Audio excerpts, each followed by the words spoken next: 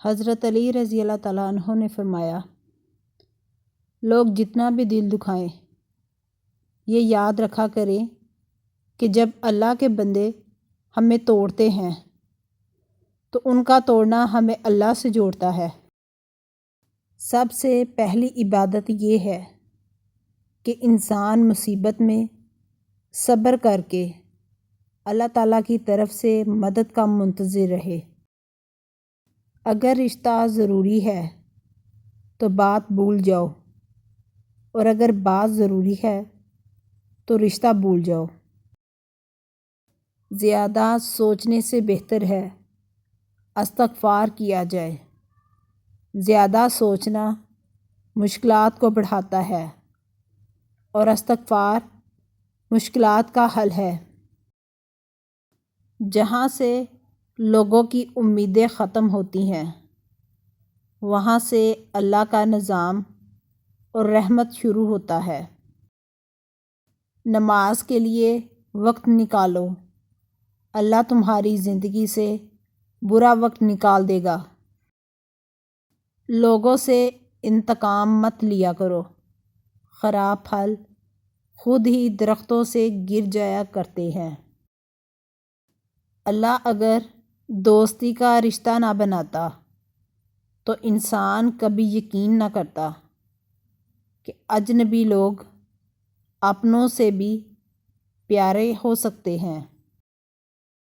جب دل گھبرائے تو سورہ الم نشرح پڑھ لیا کرو، بے شک مشکل کے ساتھ آسانی ہے۔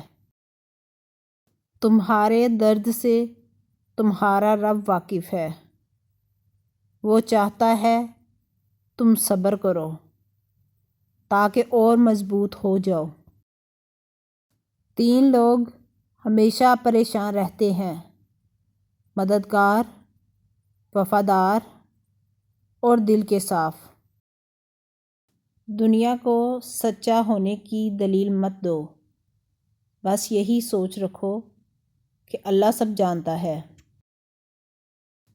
عاقل اپنے کام پر اور جاہل اپنی امیدوں پر بھروسہ کرتا ہے۔ عاقل کمال چاہتا ہے اور جاہل مال چاہتا ہے۔ رشتوں کو جوڑے رکھنے کے لیے کبھی اندھا، کبھی بہرا تو کبھی گونگا ہونا پڑتا ہے۔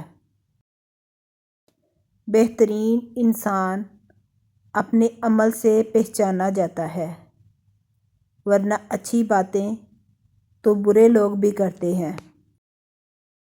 انسان کو اچھی سوچ پہ وہ انعام ملتا ہے جو اسے اچھے اعمال پہ بھی نہیں ملتا، کیونکہ سوچ میں دکھاوا نہیں ہوتا۔